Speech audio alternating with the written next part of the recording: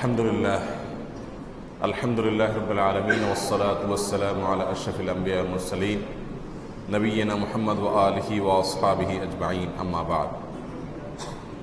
সম্মানিত উপস্থিতি, আজ যে বিষয়ে কথা বলতে চাই তা হলো কিভাবে আমরা জীবনের শেষ পর্যায়ে এসে মৃত্যুর মুখোমুখি হয়ে ঈমান নিয়ে দুনিয়া থেকে যেতে পারব। সন্দেহাতীতভাবে ভয়াবহ ফিতনা সংকুল একটি সময় আমরা পার করছি। চতুর্দিকে ফিতনার এত বেশি ঘনঘটা, এত বেশি গুটগুটে অন্ধকার, যে ফিতনার এই যুগে ঈমানের সঙ্গে অটল এবং অবিচল থাকা, ঈমান নিয়ে দুনিয়া থেকে চলে যেতে পারা, এটা হলো এই যুগে একজন মুমিনের জীবনের সবচেয়ে বড় কঠিন কাজ এবং বিশাল বড় সাফল্যের বিষয়।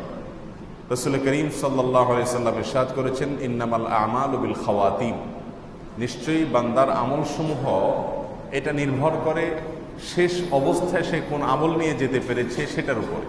তো জীবনের শেষ অবস্থায় আমাদের পরিস্থিতি কি দাঁড়াবে এটার উপরে নির্ভর করবে আমাদের আখিরাতের নাজাত এবং মুক্তি।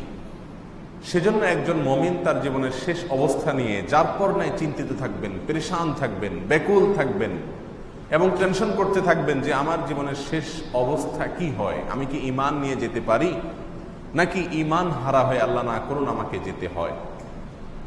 সম্মানিত উপস্থিতি, চতুর্দিকে ঈমান হরণ করার জন্য যত আয়োজন বসেছে, বিশেষ করে শেষ জামানায় এসে শয়তান আমাদেরকে ঈমান হারা করবার জন্য যত রকমের উদ্যোগ নিয়েছে, তাতে নিরাপদে নিজের ঈমান এবং তাকওয়াকে নিয়ে কবরে চলে যেতে পারা এটা কঠিন একটা কাজ, চরম কঠিন একটি কাজ। আর এই কঠিন কাজটি সহজ হওয়ার জন্য বেশ কয়েকটি আমলের কথা আমরা পরামর্শ দেব। তার ভিতরে প্রথম যে আমলটির কথা বলতে চাই তা হলো কোরআন এবং সুন্নাহকে আঁকড়ে ধরা। এটা একজন মানুষ সঠিক পথের উপরে থেকে, সিরাতে মুস্তাকিমের উপরে থেকে, জান্নাতের পথে থেকে মৃত্যুবরণ করতে সবচেয়ে বেশি সহযোগিতা করবে যদি কেউ কোরআন এবং সুন্নাহকে আঁকড়ে ধরে। আল্লাহ সুবহানাহু ওয়া তাআলা তাকে কোরআন এবং সুন্নাহর পথে পরিচালিত করেন এবং সে শেষ জামানায় যত রকমের ফিতনা আছে এই ফিতনা থেকে আল্লাহ সুবহানাহু ওয়া তাআলা তাকে নিরাপদে রাখেন। এই জন্য নবী আলাইহিস সালাতু ওয়াস সালাম বলেছেন, লান তাদিল্লু মা ইন তামাসসাকতুম বিহিমা কিতাবাল্লাহি ওয়া সুন্নাত রাসূলিহি। একটা সময় আসবে যখন প্রচুর পরিমাণে মানুষ মতপার্থক্য করবে। কেউ বলবে এটা সঠিক, কেউ বলবে ওইটা সঠিক, কেউ বলবে এই পথে যাও, কেউ বলবে ওই পথে যাও। আলেমদের মধ্যে নানা রকম মতবাদ পার্থক্য, ইসলামিস্টদের ভিতরে নানা রকম কথাবার্তা। এরকম একটি অবস্থার মধ্যে তুমি দিশেহারা হয়ে যাবে এবং কোথায় যাবে, কোনটা করবে তুমি সিদ্ধান্ত নিতে পারবে না। এরকম শেষ জামানায় এসে যদি দুটি বিষয়কে তুমি মজবুতভাবে আঁকড়ে ধরো, লান তাদিল্লু, তাহলে তোমাকে কোনো অবস্থাতেই কেউ পথহারা করতে পারবে না, তুমি পথহারা হবে না কোনো অবস্থাতেই। একটা হলো আল্লাহর কিতাব, আর একটা হলো নবী সাল্লাল্লাহু আলাইহি ওয়াসাল্লামের সুন্নাহ।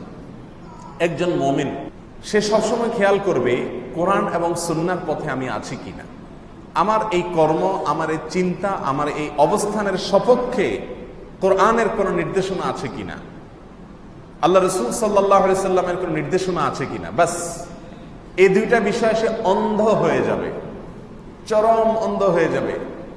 এই দুইটা বিষয়ের ক্ষেত্রে নো কম্প্রোমাইজের লেভেলে চলে যাবে। তাহলে ইনশাআল্লাহ তার শেষ জামানায়, জীবনের শেষ প্রান্তে বা কোনো পর্যায়ে এসে আল্লাহ সুবহানাহু ওয়া তাআলা তাকে গোমরাহ করবেন না, সে পথহারা হবে না, সে ঈমানের উপরে ইনশাআল্লাহ দুনিয়া থেকে যাবে। আল্লাহ তাআলা আমাদের সকলকে তৌফিক দান করুন। দ্বিতীয় কাজ হলো নেক আমলের উপরে নিজেকে সবসময় আবদ্ধ রাখা। এটার ফলেও ঈমানের মৃত্যু সহজ হয়। কারণ আল্লাহ সুবহানাহু ওয়া তাআলার নিজাম এবং সিস্টেম হলো বেশিরভাগ ক্ষেত্রে, কিছু ব্যতিক্রম বাদে বেশিরভাগ ক্ষেত্রে মানুষ জীবদ্দশাতে যে যে কাজ করে, যে যে অবস্থাকে বেছে নেয়, তার মৃত্যু হয় ওই অবস্থার উপরে, সে অবস্থার উপরে তার মওত হয়। অর্থাৎ ধরেন একজন মানুষ সারা জীবন প্রত্যেকটা কাজ কোরআন সুন্নাহ অনুযায়ী করার চেষ্টা করেছে, খুঁটে খুঁটে কোরআন সুন্নাহর আমলগুলোকে করার চেষ্টা করেছে, আল্লাহ সুবহানাহু ওয়া তাআলা তাকে সেটার উপরে কি দিবেন? ইনশাআল্লাহ মৃত্যু দিবেন। একটা লোক সারাদিন নাফরমানের পথে থাকে, তো ওই ব্যক্তির নাফরমানের পথেই তার মৃত্যু হবে, সেটাই স্বাভাবিক। তবে হ্যাঁ, কুল্লুন মুয়াসসারুন লিমা খুলিকা, এই হাদিসের আলোকে কোনো কোনো সময় রুট চেঞ্জ হয়ে যায়, ব্যতিক্রমও হয়ে যায়। এজন্য দ্বিতীয় আমল হলো ইসলামী শরিয়াকে পূর্ণাঙ্গভাবে ফলো করা, কোরআন সুন্নাহকে পূর্ণাঙ্গভাবে ফলো করা। আর এটার জন্য সহযোগিতা হয় যদি মানুষ একটা ভালো পরিবেশকে আঁকড়ে ধরতে পারে, ভালো মানুষের সঙ্গে থাকতে পারে। আল্লাহ সুবহানাহু ওয়া তাআলা বলেছেন, ইয়া আইয়ুহাল্লাযীনা আমানুত্তাকুল্লাহ, হে ঈমানদাররা তাকওয়া অবলম্বন করো, ওয়া কুনু মা'আস সাদিকিন, আর তাকওয়া অবলম্বন করার জন্য উপায় কি? কুনু মা'আস সাদিকিন, সত্যবাদীদের সাথে, ঈমানদারদের সাথে, ভালো মানুষদের সাথে উঠা বসা করা। যারা আল্লাহর নাফরমানের বাইরে, আল্লাহর নাফরমানের পথে চলে না, আল্লাহর নির্দেশের বাইরে চলেন না, যাদের ভিতরে ইখলাস আছে, নিষ্ঠা আছে, এরকম মানুষদের সাথে যখন মানুষ উঠা বসা করে, তাদের সান্নিধ্য অর্জন করে, তখন আল্লাহ সুবহানাহু ওয়া তাআলা তাকেও তাকওয়ার পথে চলতে সাহায্য করে। বিশেষ করে ফিতনার যুগে এসে, আখিরি জামানায় এসে এই বিষয়টির গুরুত্ব আরো বেশি বেড়ে যায়। পরিবেশ এত ভয়াবহ যে যেখানে যাই জাহান্নামের আগুনের আঁচ যেন গায়ে লাগবে এমন অবস্থা। চতুর্দিকে জাহান্নামের ফাঁদ পাতা আছে শয়তানের তরফ থেকে।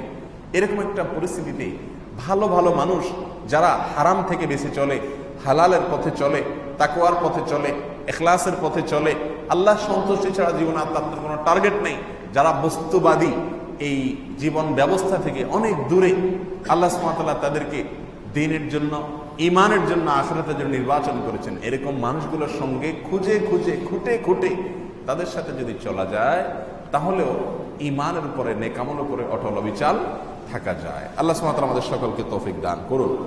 3 নম্বর আমল হলো মাঝে মধ্যে বা প্রায় ঈমানকে নবায়ন করা। ঈমানকে নবায়ন করা, এখানে আসছে জাদ্দিদু ঈমানাকুম, তোমরা তোমাদের ঈমানকে নবায়ন করো। কয়দিন পর পর ঈমানকে নতুন করে আনো, নতুন করে আনো। কারণ কোন কাজে, কোন কথায়, কোন বিশ্বাসে ঈমান হারা হয়ে গেছে অথবা ঈমানের মিটার নিচে নেমে গেছে তুমি নিজেও জানো না। সেজন্য ঈমানকে বেশি বেশি নবায়ন করো। জাদ্দিদু ঈমানাকুম, ক্বালু কাইফা নুজাদ্দিদু ঈমানানা ইয়া রাসূলুল্লাহ, তারা জিজ্ঞাসা করলেন, হে আল্লাহর রাসূল, আমরা ঈমানকে কিভাবে নবায়ন করব? কি করলে ঈমানকে রিনিউ করা হবে? এই রিনিউটা কিভাবে করব? তিনি বললেন, ক্বাল আকসিরু মিন ক্বাউলি লা ইলাহা ইল্লাল্লাহ, তিনি বলেছেন যে এই যে কালিমাতুত তাইয়্যিবা, লা ইলাহা ইল্লাল্লাহ, এটাকে বেশি বেশি করে বলতে থাকো। কয়দিন পর পরই কালিমায়ে শাহাদাত পড়েন, ঈমান আনেন আল্লাহর প্রতি এবং ইস্তিগফার করেন, আশহাদু আল্লা ইলাহা ইল্লাল্লাহু ওয়া আশহাদু আন্না মুহাম্মাদান আবদুহু ওয়া রাসূলুহু। কয়দিন পর পরই করতে থাকেন, বলতে থাকেন, নতুন করে ঈমান আনেন। ঈমানকে কয়দিন পর পর ঘন ঘন করে রিনিউ করেন, কারণ শেষ জামানায় অনেক জানা অজানা নানা কারণে ঈমান মানুষের চলে যায়, ছুটে যায়, দুর্বল হয়ে যায়, যার কারণে বেশি বেশি ঈমান নবায়ন করা। এটা হলো ঈমানের সঙ্গে দুনিয়া থেকে যাওয়ার জন্য তৃতীয় গুরুত্বপূর্ণ একটি আমল। আল্লাহ সুবহানাহু ওয়া তাআলা আমাদেরকে বেশি বেশি করার তৌফিক দান করুন। নাম্বার 4, অনেক উলামায়ে কেরাম পরামর্শ দিয়েছেন মেসওয়াক করা বেশি বেশি করে। কারণ রাসূল করিম সাল্লাল্লাহু আলাইহি সাল্লামের জীবনের শেষ আমল ছিল মেসওয়াক। তিনি আয়েশা রাদিয়াল্লাহু তাআলা আনহার কোলে মাথা রেখে তার জীবনের শেষ নিঃশ্বাস যখন ত্যাগ করেছেন, তার জীবনের শেষ আমল ছিল মেসওয়াক করা।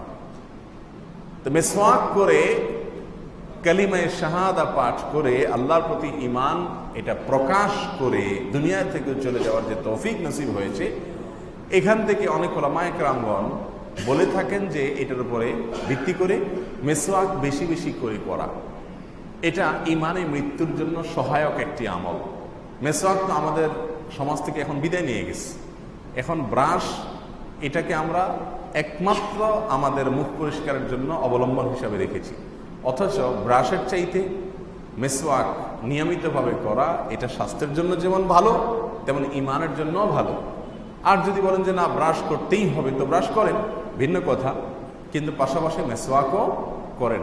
নবী সাল্লাল্লাহু আলাইহি ওয়াসাল্লাম বলেছেন যে আমি যদি তোমাদের জন্য কঠিন মনে না করতাম, লাউলা আন আশুক্কা আলা উম্মতি লামারতুহুম বিসওয়াকি ইনদা কুল্লি সালাহ আও ইনদা কুল্লি ওযু। কয়েক হাদিসে কয়েক রকম আসছে যে প্রত্যেক নামাজের সময় মেসওয়াক করার নির্দেশ আমি জারি করে দিতাম যদি আমি তোমাদের জন্য এটা কষ্টকর মনে না করতাম। এই জন্য মেসওয়াকের আমলটা খুব বেশি বেশি করা, এটাও ঈমানের সঙ্গে দুনিয়া থেকে বিদায় হওয়ার জন্য সহায়ক আমল। এই জন্য এই আমলটা বেশি বেশি করবো ইনশাআল্লাহ। নাম্বার 5, বেশ কিছু দোয়া আছে আল্লাহর কাছে একেবারে কায়মনোবাক্যে চোখের পানি ফেলে একাকী নিঃসঙ্গে বসে দোয়াগুলোর অর্থকে অনুধাবন করে বুঝে বুঝে আল্লাহর কাছে এই দোয়াগুলো সবসময় করতে থাকা, অ্যাপ্লিকেশন করতে থাকা যে আল্লাহ আমার জন্য ঈমানের সঙ্গে মৃত্যু হয়, আমি যেন তোমার প্রতি বিশ্বাস নিয়ে যেতে পারি, আমি যেন বেঈমান হয়ে যাওয়া না লাগে, আমার জন্য শেষ পরিণতিটা খারাপ না হয়, শেষ ভালো যার সব ভালো তার, এটা হাদিসেরই মর্মার্থ। অতএব আমার খারাপ যেন কর্মের মাধ্যমে আমার শেষ এবং বিদায় দুনিয়া থেকে না হয়, সেজন্য নবী আলাইহিস সালাম অনেকগুলো দোয়া শিক্ষা দিয়েছেন এবং স্বয়ং রাসূল করিম সাল্লাল্লাহু আলাইহি ওয়াসাল্লাম অনেকগুলো দোয়া পড়তেন। আর কোরআনে কারীমও আল্লাহ সুবহানাহু ওয়া তাআলা অনেকগুলো দোয়া শিক্ষা দিয়েছেন, দোয়ামূলক অনেকগুলো আয়াত আছে, সেগুলো বেশি থেকে বেশি পাঠ করা। তার ভিতরে একটি দোয়া হলো আল্লাহুম্মা ইন্নী আউযু বিকা আন উশরিকা বিকা ওয়া আনা আ'লাম ওয়া আস্তাগফিরুকা লিমা লা আ'লাম। আল্লাহুম্মা ইন্নী আউযু বিকা, আল্লাহ আপনার কাছে আমি আশ্রয় চাই, আন উশরিকা বিকা ওয়া আনা আ'লাম, আমার জ্ঞাতসারে আমি জেনে বুঝে আপনার প্রতি শিরক হয়, আপনার প্রতি অংশীদার সাব্যস্ত করা হয়, এরকম ভয়াবহ অপরাধ থেকে আমি যেন বেঁচে থাকতে পারি, আপনার কাছে আমি আশ্রয় চাই। ও আস্তাগফিরুকা লিমা লা আ'লাম, আর আল্লাহ আমার অজান্তে, আমার অজ্ঞাতসারে, আমি টেরও পাই নাই এরকম কোনো ভাবে যেন কোনো শিরক আমার দ্বারা না হয়ে যায়, সেজন্য আপনার কাছে আশ্রয় চাই। আল্লাহুম্মা ইন্নী আউযু বিকা আন উশরিকা বিকা ওয়া আনা আ'লাম ওয়া আস্তাগফিরুকা লিমা লা আ'লাম। আল্লাহ জ্ঞাতসারে অথবা অজ্ঞাতসারে কোনোভাবে আমার দ্বারা যেন শিরক না হয়, এটা থেকে যেন বেঁচে থাকতে পারি, এই দোয়া বেশি বেশি করে আল্লাহর কাছে পাঠ করা এক। দ্বিতীয় দোয়া হলো ইয়া মুকাল্লিবাল কুলুব সাব্বিত কলবি আলা দীনিক, হে অন্তর পরিবর্তনকারী, হে রব, হে আল্লাহ, যার হাতে সমস্ত মানুষের অন্তরকে ঘোরানোর ক্ষমতা আপনার। ইয়া মুকাল্লিবাল কুলুব, হে অন্তরকে পরিবর্তনকারী আল্লাহ, সাব্বিত কলবি আলা দীনিক, আমার অন্তরকে আপনার দ্বীনের উপরে আপনি অটল অবিচল এবং এটার উপরে কায়েম দায়েম এবং স্থির রাখুন, এটার উপরে আমাকে স্থির রাখুন, আমি যেন এখান থেকে সরে না যাই, পা যেন ফিসলে না যায়, কোনোভাবে যেন পা ফিসলে আমি যেন গুমরাহির পথে না বাড়াই। ইয়া মুকাল্লিবাল কুলুব সাব্বিত কলবি আলা দীনিক, বেশি বেশি এই দোয়া পাঠ করা, নির্দিষ্ট কোনো সংখ্যা না, নির্দিষ্ট কোনো সময়ও না, সব সময় আল্লাহর কাছে এই দোয়া বেশি বেশি পাঠ করা। বিশেষ করে নফল নামাজের সেজদাতে আমরা বেশি বেশি পাঠ করতে পারি, এছাড়া দিনে রাতের যে কোনো সময় আল্লাহর কাছে এটা পাঠ করতে পারি একাকী যখন হই। তাহলে দ্বিতীয় দোয়া হলো ইয়া মুকাল্লিবাল কুলুব সাব্বিত কলবি আলা দীনিক, হে অন্তর পরিবর্তনকারী, আপনার দিনের উপরে অটল রাখুন, এই দোয়া বেশি বেশি পাঠ করা।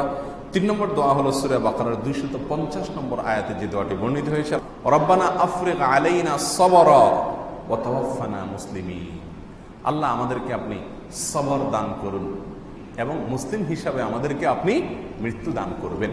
তাহলে মুসলিম হিসাবে মৃত্যু দান করার জন্য দোয়া করা হচ্ছে এখানে, ওয়া তাওয়াফানা মুসলিমিন, আল্লাহ আমাকে ওয়াফাত দিবেন, আমার মৃত্যু দান করবেন এমত অবস্থায় যেন আমরা আপনার প্রতি আত্মসমর্পণ করে ইসলামের উপরে অটল অবিচল থেকে যেন মৃত্যুবরণ করতে পারি, সেই তৌফিক দান করবেন। সূরা বাকারা 250 নম্বর আয়াত, সেটা বেশি বেশি করে পাঠ করতে থাকা। সেই সাথে সূরা আলে ইমরান আয়াত নম্বর 8, এখানেও ঈমানের সঙ্গে আমরা যেন মৃত্যুবরণ করতে পারি, সেজন্য আল্লাহ সুবহানাহু ওয়া তাআলা একটা দোয়া শিক্ষা দিয়েছেন, রব্বানা লা তুযিগ কুলুবানা বা'দা ইয হাদাইতানা ওয়া হাব লানা মিন লাদুনকা রাহমাহ ইন্নাকা আনতাল ওয়াহ্হাব। এর অর্থ হলো রব্বানা লা তুযিগ কুলুবানা বা'দা ইয হাদাইতানা, আল্লাহ আমরা হেদায়েত আপনার কাছে চেয়ে পাই নাই, না চেয়ে পেয়ে গেছি, এই যে হেদায়েতের উপর আপনি আমাদেরকে রেখেছেন, লা তুযিগ কুলুবানা, আমাদের অন্তরগুলোকে আপনি বাঁকা করে দিয়েন না, আমাদের অন্তরগুলোকে জান্নাতের রুট থেকে সরায় দিয়েন না, জাহান্নামের রুটে নিয়ে যায়েন না। লা তুযিগ কুলুবানা, আল্লাহ আমাদের অন্তরগুলোকে বাঁকা করে দিয়েন না, বক্র করে দিয়েন না। বা'দা ইয হাদাইতানা, আপনি হেদায়েত দিয়েছেন, এরপরে আপনি আর গোমরাহ করিয়েন না আল্লাহ। ওয়া হাব লানা মিন লাদুনকা রাহমাহ, আল্লাহ আপনার পক্ষ থেকে অনুগ্রহ আমাদেরকে আপনি দান করুন, ইন্নাকা আনতাল ওয়াহ্হাব, কারণ আপনি একমাত্র দানশীল, আপনি মহা দানশীল, সবকিছু আপনি দিয়ে থাকেন। এই দোয়া আল্লাহর কাছে বেশি বেশি পাঠ করা। সেই সাথে সূরা ফাতিহা প্রতিদিন প্রত্যেক রাকাত নামাজে পড়া আমাদের জন্য বাধ্যতামূলক করে দিয়েছেন রাসূল করিম সাল্লাল্লাহু আলাইহি ওয়াসাল্লাম। ইহদিনাস সিরাতাল মুস্তাকিম এই আয়াতটি রয়েছে সূরা ফাতিহার ভিতরে।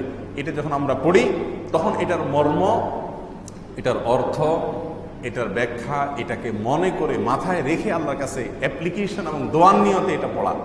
ইহদিনাস সিরাতাল মুস্তাকিম, আল্লাহ সঠিক এবং সোজা পথ আপনি আমাদেরকে দেখায় দেন, এটা আল্লাহর কাছে বেশি বেশি পড়া। সেই সাথে নবী সাল্লাল্লাহু আলাইহি ওয়াসাল্লাম শেখানো আরেকটি দোয়া, আল্লাহুম্মা ইন্নী আউযু বিকা মিনাল ফিতানি মা যাহারা মিনহা ওয়া মা বাতান। তিনি বলেছেন, আল্লাহ রাসূল সাল্লাল্লাহু আলাইহি ওয়াসাল্লাম বলেছেন যে তোমরা প্রকাশ্য এবং অপ্রকাশ্য সব ধরনের ফিতনা থেকে আল্লাহর কাছে আশ্রয় চাও। এই জন্য দোয়া করা, আল্লাহুম্মা ইন্নী আউযু বিকা মিনাল ফিতানি, আল্লাহ সব ধরনের ফিতনা, পরীক্ষা, যে পরীক্ষা বিচলিত হয়ে মানুষ পথহারা হয়ে যায়, এরকম ফিতনা থেকে আপনার কাছে আশ্রয় চাই।